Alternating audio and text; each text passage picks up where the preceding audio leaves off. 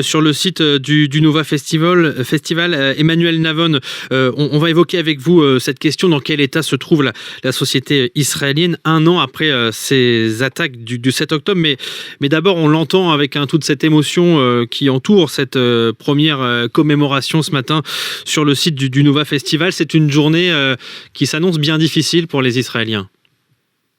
Oui, une journée de traumatisme qui rappelle l'horreur du 7 octobre, l'horreur des massacres commis par le Hamas au sud d'Israël, et une société israélienne qui s'est unie après cette catastrophe, alors même qu'elle fut très divisée pendant les 12 mois qui précédèrent le 7 octobre autour de questions sociétales, en particulier la réforme judiciaire, et un pays qui s'est uni de nouveau face à cet ennemi cruel. Une société israélienne qui apparaît tout de même divisée aujourd'hui, puisqu'il y a plusieurs commémorations, les hommages du gouvernement avec certaines familles de victimes qui participent, d'autres pas, des contre-cérémonies organisées par les familles d'otages à Tel Aviv. On sent aussi qu'il y a parfois beaucoup de ressentiment. Il y a un ressentiment profond vis-à-vis du gouvernement, ce qui ne signifie pas qu'à côté de cela, les Israéliens soient unis pour mener cette guerre jusqu'à la victoire. Mais c'est vrai qu'à côté de cela, il y a un ressentiment, comme vous l'avez dit, vis-à-vis du gouvernement qui est tenu comme responsable de la catastrophe du 7 octobre. Et c'est la raison pour laquelle de nombreuses familles ont préféré tenir des cérémonies privées et pas sous l'égide du gouvernement, qui est identifié évidemment avec le désastre du 7 octobre. Emmanuel Navon, le contexte est très particulier, encore un an après ce 7 octobre, contexte de menaces terroristes, contexte de guerre également à Gaza, et depuis quelques semaines maintenant aussi au Liban contre le Hezbollah, avec des bombardements menés par l'armée israélienne. Le chef de l'État français, Emmanuel Macron, a appelé à un cessez-le-feu. Il appelle également à cesser la livraison d'armes à Israël. Comment vous percevez ce discours dans ce contexte particulier ? Comme une trahison d'un pays occidental qui, au lieu de s'unir derrière Israël et le reste du monde libre face à l'axe de l'agression iranien soutenu par la Russie, qui elle-même agresse l'Europe en Ukraine, qui est soutenue par la Chine et par la Corée du Nord, eh bien, le président français décide de briser les rangs avec le monde libre et de tenter de retenir Israël, qui se défend sur 7 fronts. Je vous rappelle qu'Israël se bat. C'est une guerre en fait entre Israël et l'Iran. L'Iran lui-même allié de la Russie face à des forces djihadistes qui menacent également l'Europe. Donc le discours du président français est à la fois choquant mais surtout complètement incohérent, puisque reconnaître d'un côté le droit d'Israël à se défendre et d'un autre côté essayer d'empêcher Israël de se défendre, c'est de la pure hypocrisie.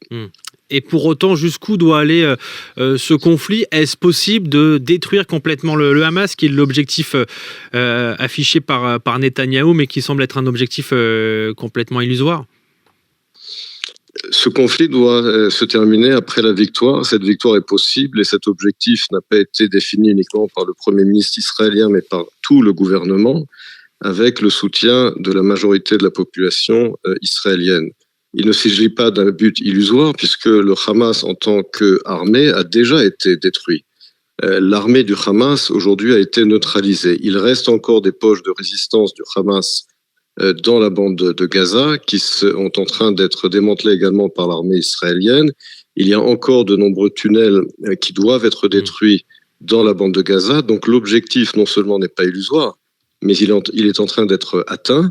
Et après cela, il y aura évidemment de nouveaux défis, comme reconstruire la bande de Gaza, trouver un mode de fonctionnement et de gouvernement dans la bande de Gaza.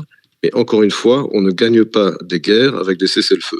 C'est ça qui a changé ces dernières semaines aussi. Ce sont les victoires emportées par l'armée israélienne et les services de renseignement israéliens, sans doute, face au Hamas et au Hezbollah. Ça donne du crédit à l'action du gouvernement ?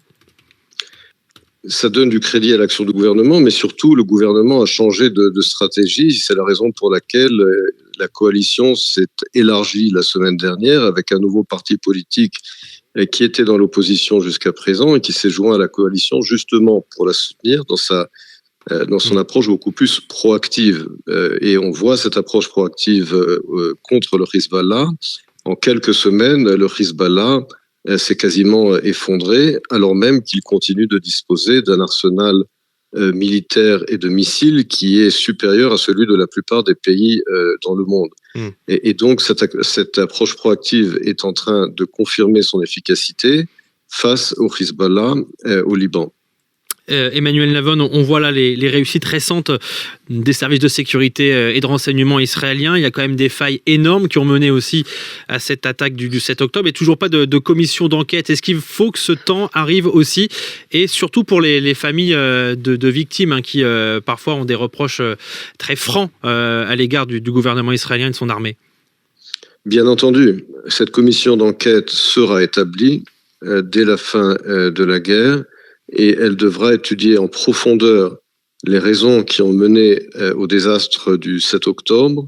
Les dirigeants, aussi bien politiques que militaires, devront rendre des comptes aux citoyens. De nombreux dirigeants de l'échelon militaire ont déjà démissionné, mais il est clair que cette commission d'enquête approfondie devra être établie, sera établie, devra révéler toute la vérité, et comme je l'ai dit, aussi bien les dirigeants, les décideurs militaires que civils devront rendre des comptes aux citoyens. Merci beaucoup Emmanuel Navon, professeur de relations internationales à l'université de Tel Aviv.